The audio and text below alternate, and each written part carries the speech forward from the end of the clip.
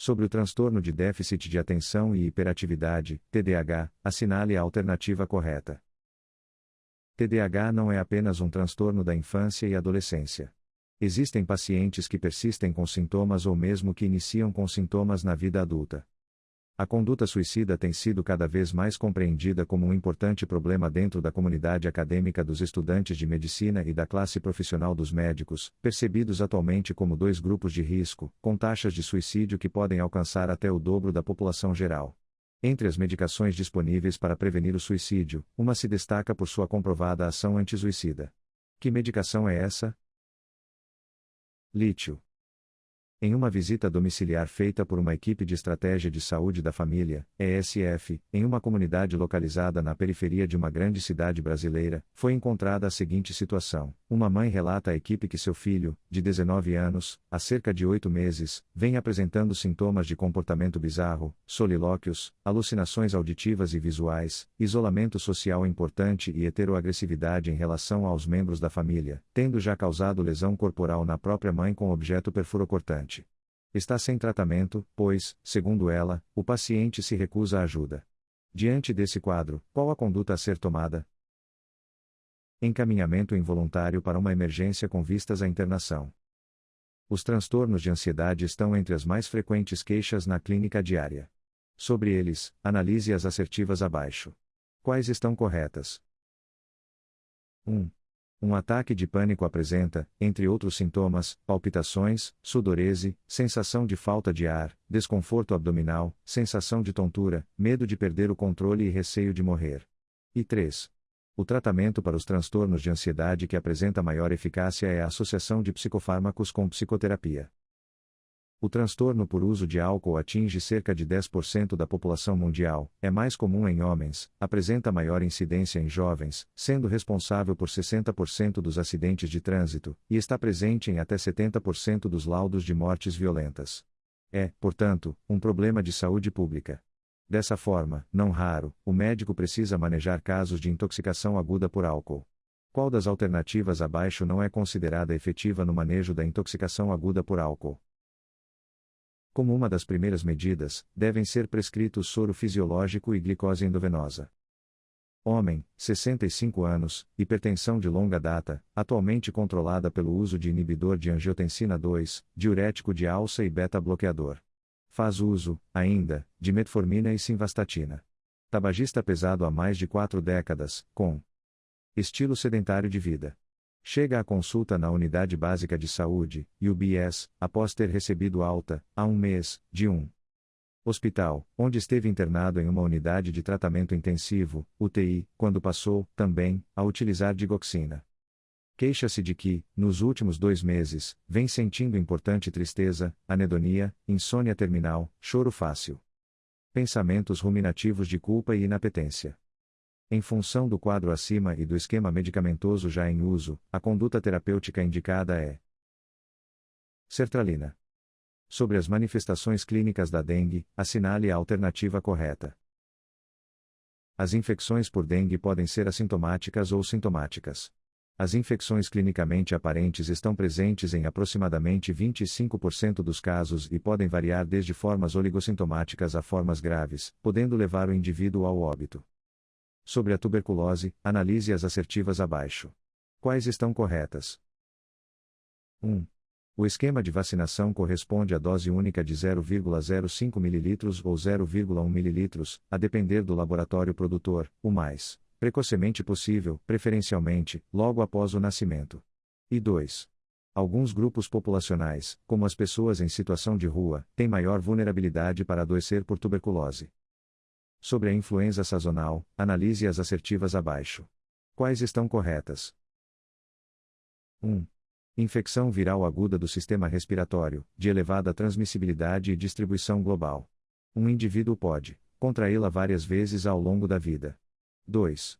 A transmissão direta, pessoa a pessoa, é mais comum e ocorre por meio de gotículas expelidas pelo indivíduo, infectado com o vírus influenza, ao falar, espirrar e tossir. E 3. Classicamente, o quadro clínico da influenza sazonal tem início abrupto, com sintomas de síndrome gripal, ESG, como febre, tosse seca, dor de garganta, mialgia, cefaleia e prostração.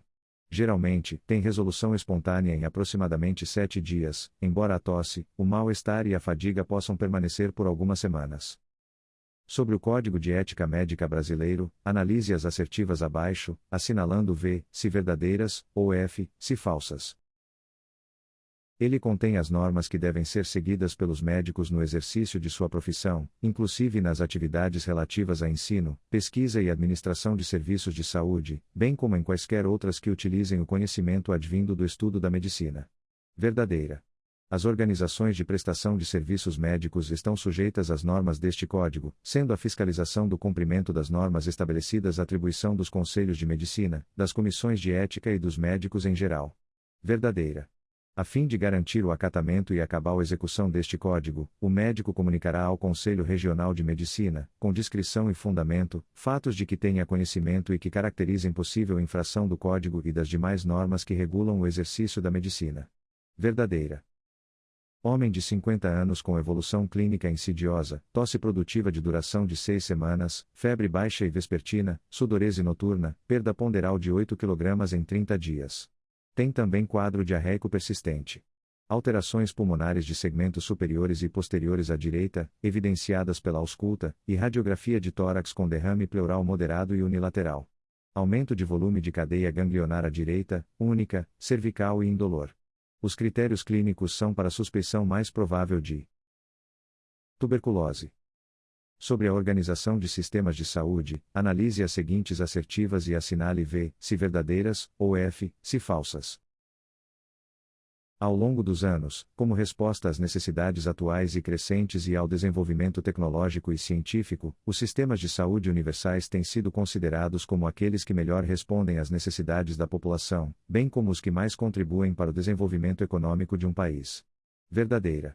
A garantia da universalidade representou, na história do Brasil, o resgate de uma dívida social e o início da implantação da reforma do setor saúde. O dever do Estado foi assegurado pela primeira vez em uma Constituição, sendo representado pela responsabilidade para com a organização de um sistema de saúde único, nacional, público e universal. Verdadeira. Regiões de saúde são o espaço geográfico contínuo constituído por um aglomerado de municípios com a finalidade de integrar a organização, o planejamento e a execução de ações e serviços de saúde e são referência para a transferência de recursos entre os entes federativos, devem conter ações de atenção básica, atenção psicossocial, vigilância à saúde, urgência e emergência, atenção ambulatorial especializada e hospitalar.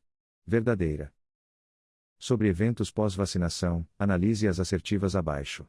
Quais estão corretas? 1. É qualquer ocorrência médica indesejada após a vacinação e que, não necessariamente, possui uma relação causal com o uso de uma vacina ou outro imunobiológico, imunoglobulinas e soros heterólogos. 2. Entre os eventos esperados, podemos ter eventos relativamente triviais, como febre, dor e edema local, ou eventos mais graves, como convulsões febris, episódio hipotônico hiporresponsivo, anafilaxia, etc. 3. São eventos não esperados aqueles decorrentes de problemas ligados à qualidade do produto, como, por exemplo, contaminação de lotes provocando abscessos locais, ou teor indevido de endotoxina em certas vacinas, levando a reações febris e sintomatologia semelhante à sepse. Sobre sarampo, analise as assertivas abaixo. Quais estão corretas? 1. Está indicada a primeira dose aos 12 meses de idade e a segunda dose aos 15 meses de idade, sendo que, com as doses completas, a proteção é por toda a vida. 2. O sarampo é uma doença grave que pode deixar sequelas por toda a vida ou causar o óbito. Mulher, 44 anos, em corticoterapia devido à artrite reumatoide. Mantendo níveis de taxa de filtração glomerular entre 35 e 45 ml por minuto/1,73 metros quadrados. Quadro anterior de disúria e polaciúria. Tratada para infecção urinária por Escherichia coli há 3 semanas. Procura avaliação devido a quadro persistente de disúria concomitante com febre, calafrios, dor lombar, náuseas e vômitos. Estabelecido o diagnóstico de pielonefrite, analise as assertivas a seguir. Quais estão corretas? 2. A pielonefrite pode ocorrer por via hematogênica em pacientes com doença crônica ou em terapia imunossupressora. 3. Na pielonefrite complicada por doença renal prévia, pode haver redução da função renal. Referente às recomendações na alimentação de idosos, associe a coluna 1, nutrientes, a coluna 2, alimentos-fonte.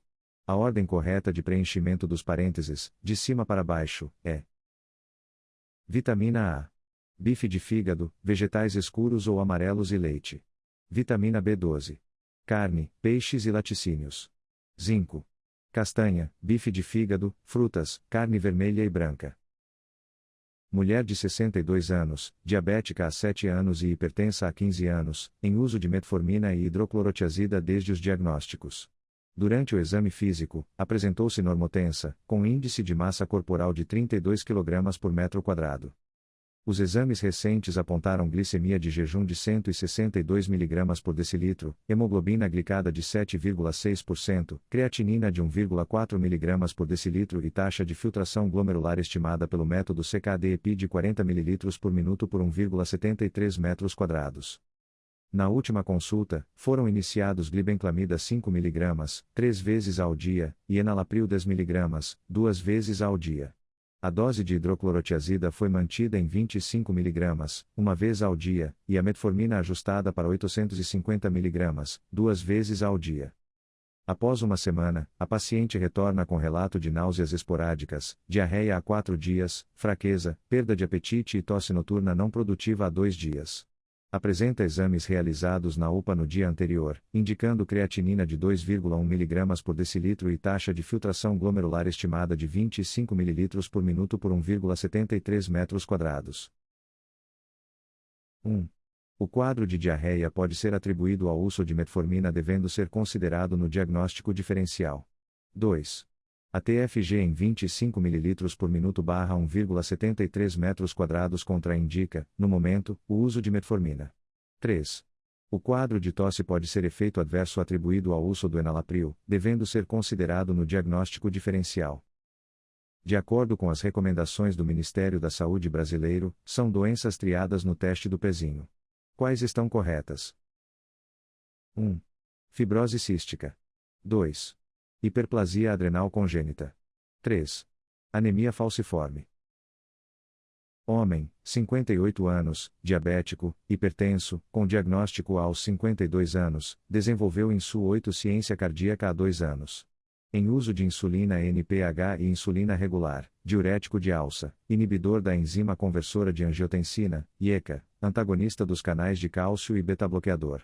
Queixa-se de turvamento visual, tontura e um episódio de perda de consciência ao levantar-se da posição deitado para a posição em pé. No exame físico, observa-se cacifo pré-tibial de 2+/4+, ritmo cardíaco regular, murmúrio vesicular presente e uniforme. O nível pressórico em decúbito foi 160-110 mmHg, e, após 3 minutos em pé, foi de 130-80 mmHg. Glicemia capilar no acolhimento de 180 mg/dl coincidindo com 1 hora após o café da manhã. Qual a hipótese diagnóstica mais provável para justificar a sintomatologia do paciente?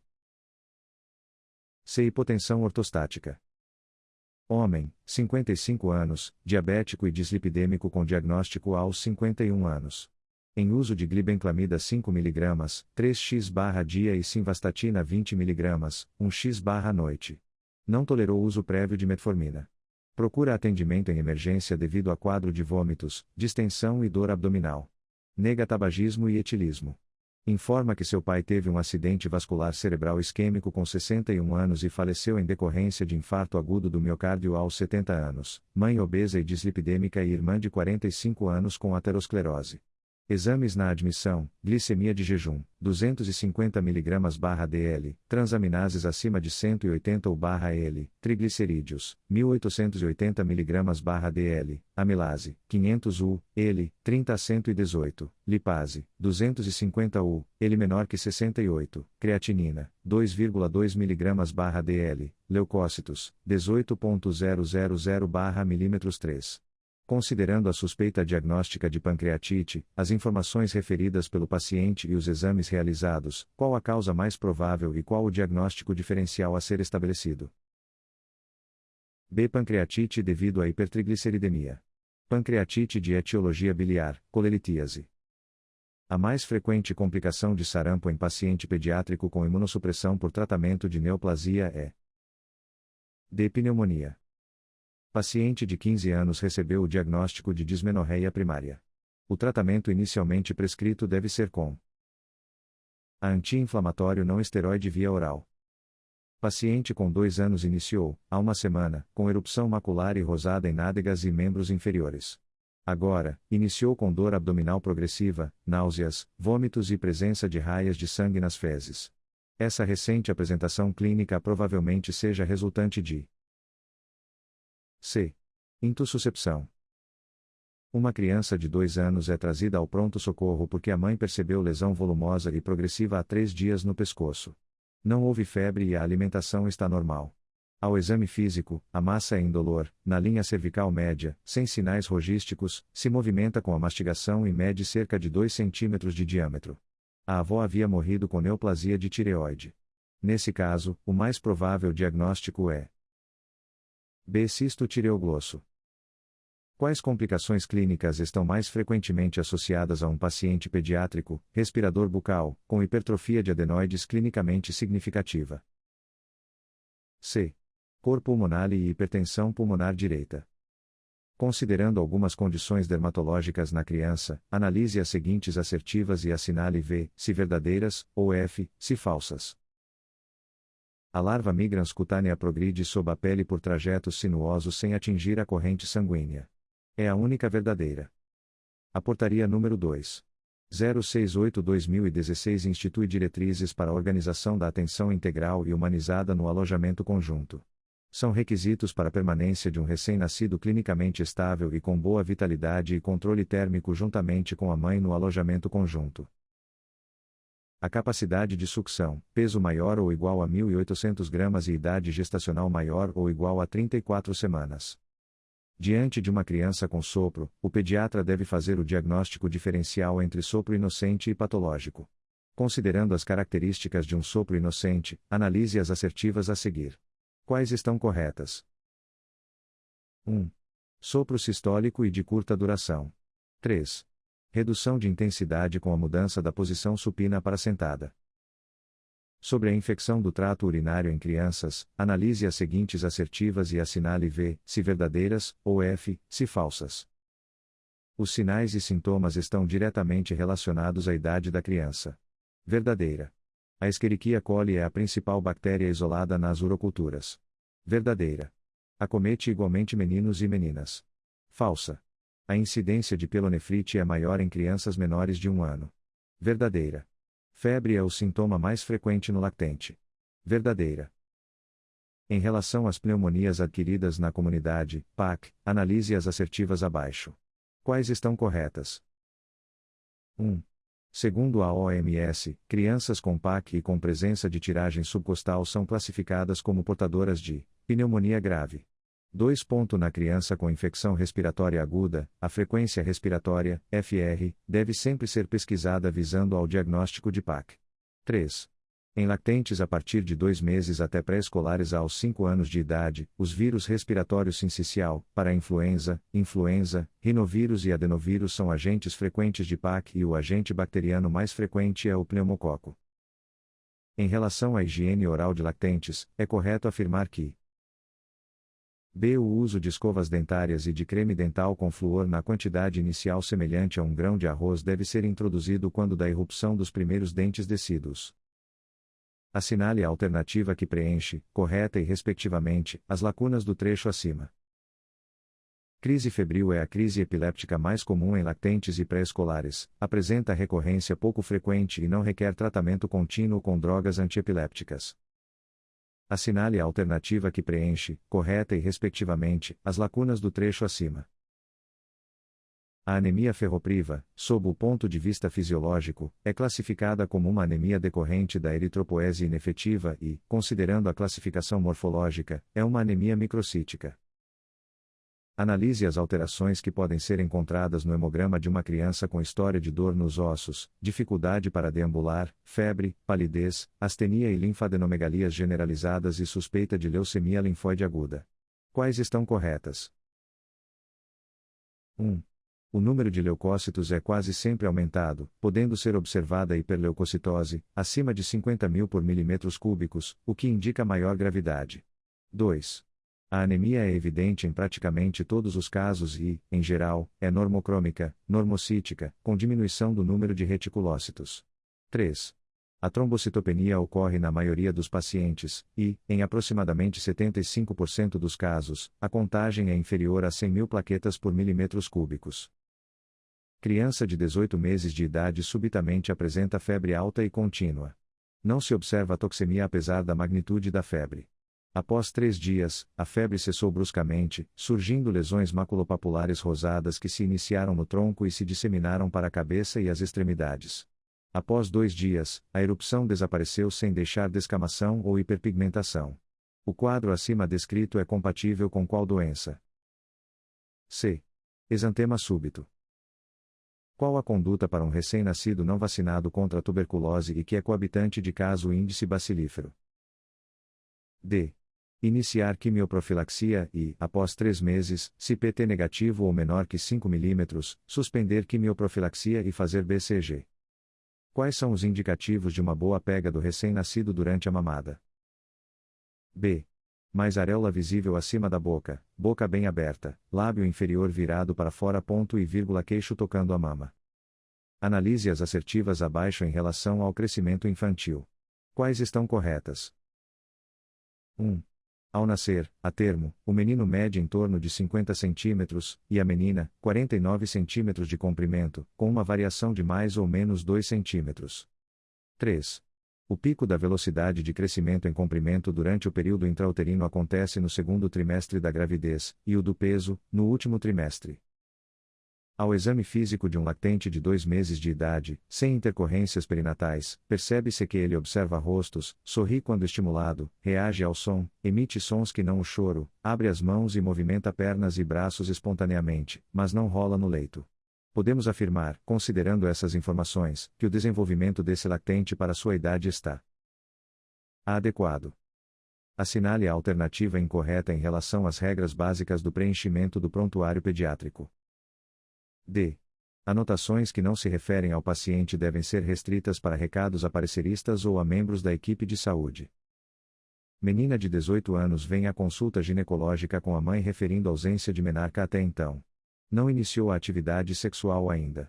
Ao exame físico, apresenta altura e peso adequados para a idade, mamas bem desenvolvidas, genitália normal com vulva sem pelos, ausência de pubarca, e leve abaulamento bilateral em região inguinal. Considerando a hipótese diagnóstica, analise as assertivas abaixo. Quais estão corretas? 2. O tratamento consiste na gonadectomia bilateral e reposição de estrogênio. 3. A paciente poderá ter dificuldades na relação sexual, uma vez que a vagina é mais curta neste caso.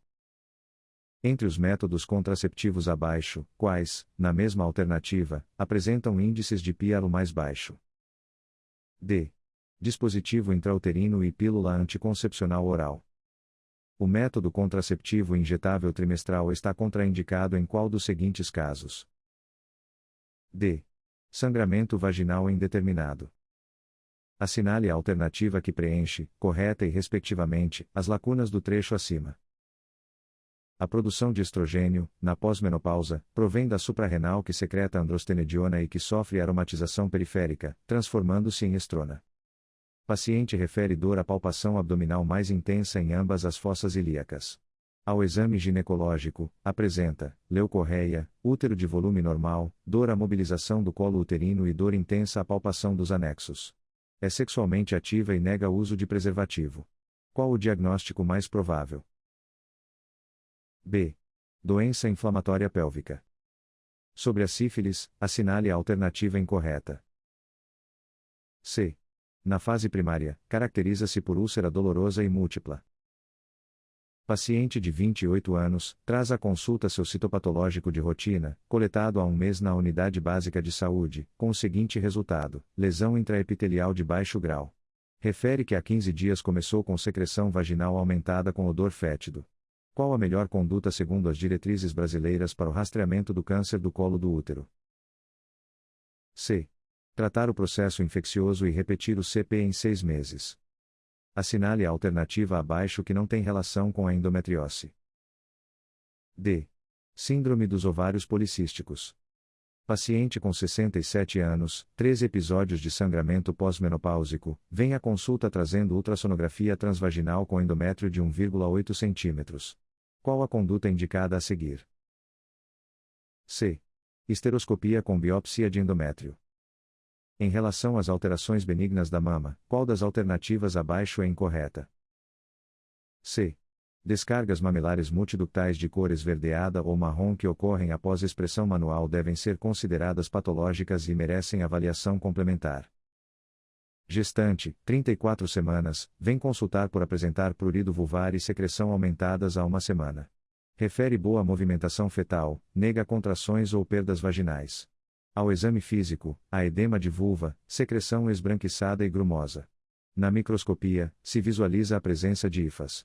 Sobre o diagnóstico e o tratamento nesse caso, está correto, respectivamente. B. Candidíase vulvovaginal e uso de miconazol tópico. Assinale a alternativa incorreta sobre cardiopatia e gravidez.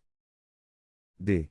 Na gestante em situação de parto inadiável sob uso de anticoagulação oral, o parto vaginal é a melhor opção. Em relação aos sangramentos do segundo e terceiro trimestres da gestação, analise as assertivas abaixo. Quais estão corretas? 1. Na vasa prévia, os vasos umbilicais cursam através das membranas sobre o orifício interno do colo e à frente da apresentação fetal. 3. A ocorrência de placenta prévia aumenta a incidência de ruptura prematura de membranas. 4. Mulheres com deslocamento prematuro de placenta apresentam um grande risco de repetir o acidente na gestação seguinte. Manobras como a de Zavanelli e o uso de fórceps de Piper relacionam-se ao C. Manejo da cabeça derradeira. Em relação à gonadotrofina coriônica humana na investigação de gestação, analise as assertivas abaixo. Quais estão corretas? 1. A beta-HCG sérica já pode ser detectada em uma gestação antes mesmo do atraso menstrual. 2. A concentração sérica de beta-HCG deve se elevar progressivamente no primeiro trimestre de gestação. 3.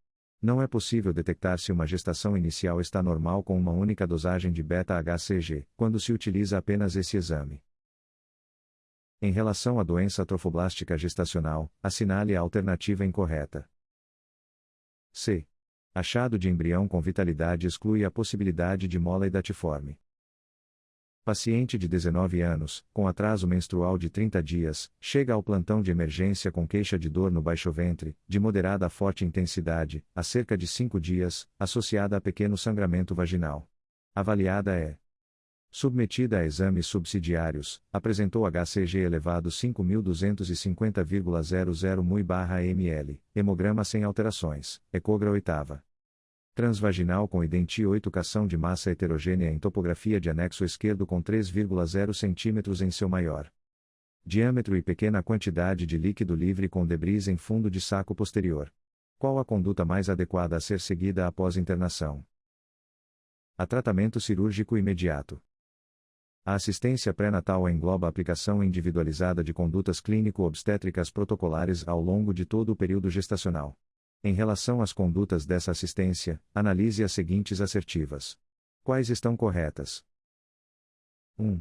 A atividade sexual, nos casos de gravidez normal, fica a critério do casal, na ameaça de abortamento e de parto pré-termo, deve ser evitada. 3.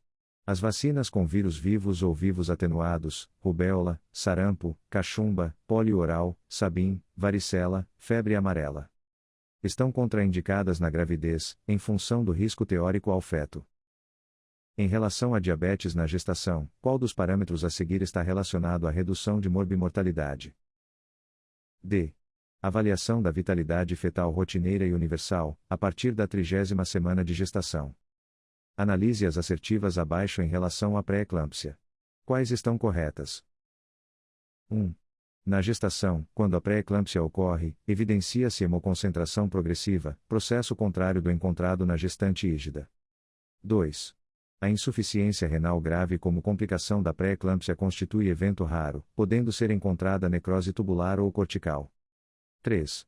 Entre as complicações cerebrais mais graves relacionadas à pré-eclâmpsia, encontramos as convulsões eclâmpticas e o acidente vascular hemorrágico.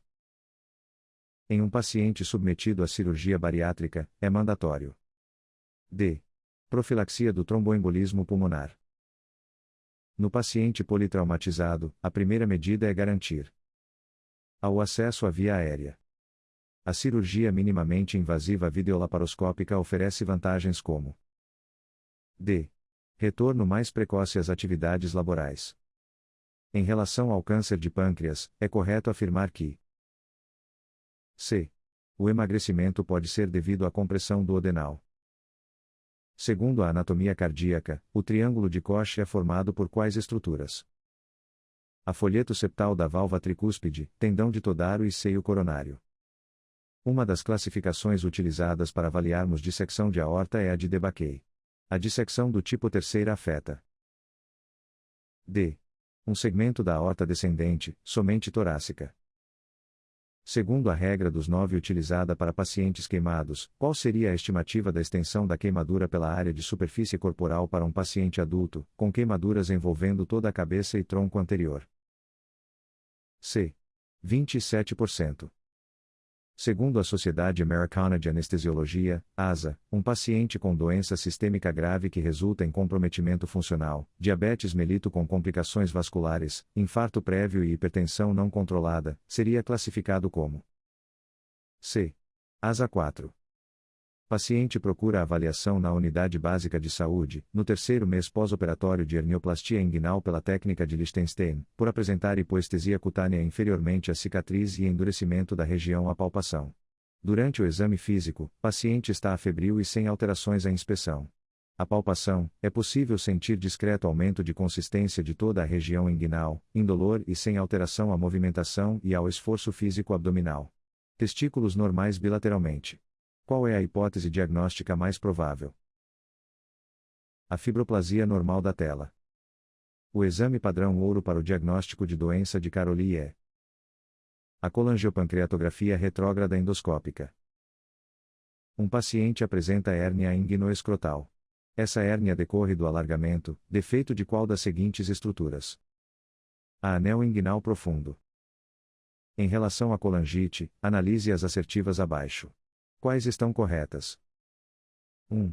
A maioria dos casos são causados por enterobactérias. 2. Deve-se indicar, o quanto antes possível, drenagem de via biliar. 3. A tríade de Charcot está presente na maioria dos pacientes com colangite aguda. Em relação à semiologia do abdômen agudo vascular, qual o achado mais frequente? C. Início súbito da dor. As fístulas intestinais são complicações que podem ocorrer após anastomoses ou quadros inflamatórios agudos. Em relação à fístula colovesical, qual a etiologia mais frequente? A diverticulite aguda. A doença do rerucho gastroesofágico é comum, e o tratamento de eleição é medicamentoso, acompanhado de medidas comportamentais. Todavia, em algumas situações, o tratamento cirúrgico está indicado. Das alternativas abaixo, qual a que consiste em indicação cirúrgica absoluta? B. Pneumonia aspirativa de repetição. A antibioticoprofilaxia comprovadamente diminui os índices de infecção em ferida operatória, em cirurgias limpas contaminadas, e está indicada a partir de 2 horas antes do início da cirurgia. Em relação à avaliação pré-operatória de um paciente previamente ígido de 50 anos que vai ser submetido a uma colecistectomia por videolaparoscopia, qual exame, dos citados abaixo, é indispensável? B. Bilirrubinas. O câncer gástrico tem a disseminação linfática como predominante. Entre as cadeias linfáticas, uma das mais acometidas é a do grupo 12, da artéria hepática comum. De qual vaso ou estrutura vascular a AHC é originada? C. Tronco celíaco. São fatores que dificultam a cicatrização tecidual adequada. Quais estão corretos? 1. Deficiência de vitaminas. 2. Isquemia. 3. Diabetes mellitus. A reação metabólica ao trauma é caracterizada por uma série de alterações neurohormonais que têm a finalidade de iniciar o processo de regeneração orgânica. Dos fatores abaixo, qual faz parte dessa reação? B. Aumento da secreção de hormônio antidiurético. Scores de risco são usados para avaliar a probabilidade diagnóstica de tromboembolismo pulmonar. Para o cálculo do score de Wells, são critérios avaliados, exceto C. Taquipneia de início súbito. A causa mais frequente de necrose tubular aguda é o uso de D. Ciclosporina. Em relação às manifestações clínicas da toxoplasmose adquirida, analise as assertivas abaixo. Quais estão corretas? 1. A linfadenopatia geralmente é bilateral e simétrica em imunocompetentes. 2. A corioretinite com perda visual ocorre quando há comprometimento macular. Entre as drogas usadas no tratamento da insuficiência cardíaca com fração de ejeção reduzida, algumas reduzem a mortalidade, quais sejam? Quais estão corretas? 1. Inibidores da enzima conversora. 3. Antagonistas da aldosterona. 5. Beta-bloqueadores. Analise as assertivas abaixo sobre o tratamento da hipertensão arterial. Quais estão corretas? 1. Inibidores da enzima conversora ou bloqueadores de receptores da angiotensina são drogas preferenciais em hipertensos com diabetes, nefropatia ou disfunção ventricular. 4. Beta-bloqueadores e tiazídicos se associam a aumento da incidência de diabetes e disfunção erétil. Homem, 25 anos, com histórico de drogadição e abandono de tratamento do vírus da imunodeficiência humana, procura emergência por cefaleia holocraniana e de forte intensidade há mais de uma semana e febre. Exames laboratoriais evidenciam anemia e linfopenia, e a TC de crânio com contraste não apresenta lesões. A principal hipótese diagnóstica e a conduta indicada para confirmar o diagnóstico são: C. Meningite criptocócica, análise de líquor. Sobre anemia ferropriva, assinale a alternativa correta. B. A resposta ao tratamento geralmente é rápida, e o aumento da hemoglobina começa a ser observado 7 a 10 dias após o início do tratamento. Na diferenciação da insuficiência adrenal primária da secundária, é correto afirmar que: B. Os níveis de hormônios mineralocorticoides são geralmente normais na insuficiência adrenal secundária. São medicamentos que apresentam maior chance de evitar o desenvolvimento de delirium tremens em um paciente etilista pesado, 2 litros de destilados ao dia, que deseja parar de consumir álcool. Quais estão corretos? 1. Benzodiazepínicos, diazepam ou lorazepam. Homem, 57 anos, realizou endoscopia digestiva alta para avaliação de sintomas de epigastralgia e refluxo gastroesofágico, cujo resultado evidenciou esôfago de Barrett. Sobre essa condição, é correto afirmar que: B. Pacientes com esôfago de Barrett sem displasia devem ser submetidos a exames periódicos entre 3 a 5 anos ou se houver mudanças nos sintomas. Paciente de 56 anos, hipertenso, em uso de losartana, procura atendimento médico por aumento do ácido úrico. Segundo informa, tem um irmão, 69 anos, com história de urolitíase. Nega história de litíase ou artralgias. Ao exame físico, apresentava-se em BEG, IMC 32 kg por metro quadrado, ausência de anormalidades articulares ou presença de tofos, sendo o restante do exame dentro dos limites da normalidade. Exames trazidos pelo paciente: ácido úrico, 7,3 mg/dl, VN 2,5 a 7,0, uso de aparelho urinário sem anormalidades. Diante da presença de hiperuricemia assintomática, qual a opção de tratamento inicial? D. Não deve ser tratado. No diagnóstico diferencial clínico da dengue, é correto afirmar que: B. A plaquetopenia na dengue é mais pronunciada do que na chikungunya. Sobre o tratamento do hipotireoidismo, assinale a alternativa correta. C. Pacientes com hipotireoidismo e doença coronariana devem receber inicialmente doses menores de levotiroxina. Os pacientes que serão submetidos à esplenectomia eletiva devem ser vacinados, previamente à cirurgia, com as seguintes vacinas: C. Pneumococo, Haemophilus tipo B e meningococo. Em relação ao paciente com diabetes tipo 2, é correto afirmar que: C. Estatinas devem ser utilizadas para manter o colesterol LDL abaixo de 100 mg/dl.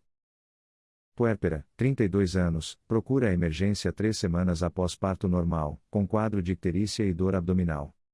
Apresenta-se sonolenta.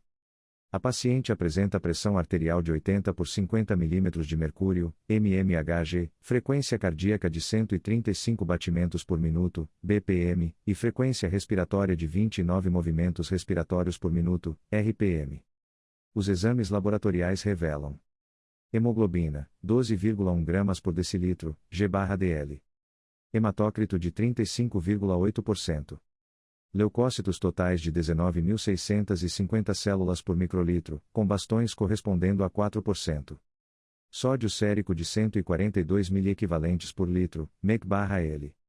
Potássio sérico de 4,8 miliequivalentes por litro, mEq/L. Glicose sérica de 232 mg por decilitro, mg/dl. Amilase sérica de 3.850 unidades por litro, valor de referência até 200. Lipase sérica de 980 unidades por litro, valor de referência até 140. Transaminase oxalacética, TGO, de 360 unidades por litro, valor de referência até 40. Transaminase pirúvica, TGP, de 290 unidades por litro, valor de referência até 45. Qual das alternativas abaixo não faz parte dos critérios de gravidade da pancreatite? B. Amilase. Em relação à síndrome da angústia respiratória aguda, é incorreto afirmar que C. A ventilação mecânica não invasiva é uma contraindicação aos pacientes com síndrome da angústia respiratória aguda. Mulher, 48 anos, com recidiva de leucemia mieloide aguda, interna para continuidade do tratamento. Na segunda semana após iniciada a quimioterapia, evoluiu com neutropenia, leucócitos totais 50, associada à febre. As condutas a serem tomadas são: quais estão corretas? 1. Coleta de hemoculturas e início de terapia empírica para gram-negativos, conforme protocolo institucional. 3. Em caso de persistência de febre e neutropenia após 72 horas do primeiro evento, coletar hemoculturas e associar cobertura para gram-positivo. Homem, 27 anos, internado na UTI por quadro de choque séptico secundário à pneumonia grave, evoluiu com necessidade de ventilação mecânica e doses altas de vasopressor, além de piora progressiva da função renal. Exames laboratoriais de controle evidenciaram, entre outras alterações, hipercalemia. Entre as alternativas abaixo, a que não reduz os níveis séricos de potássio é C. Gluconato de cálcio. Mulher, 46 anos, dislipidêmica, hipertensa e diabética, foi submetida a gastroplastia, sleeve, com pós-operatório sem intercorrências. Uma semana após a cirurgia, retorna ao hospital por dor abdominal. Apresentava TA, 130/80 mmHg, FC, 90 bpm, TAX, 36,9 graus Celsius, FR, 18 bpm. A tomografia de abdômen total evidenciou trombose comprometendo o ramo direito da veia porta. A melhor conduta a ser tomada frente ao caso é de anticoagulação com dabigatran por 3 meses. Para mais questões como estas, baixe nosso aplicativo R1Quiz. Nele você encontrará um banco de questões abrangente, estatísticas detalhadas de desempenho, explicações e dicas especializadas.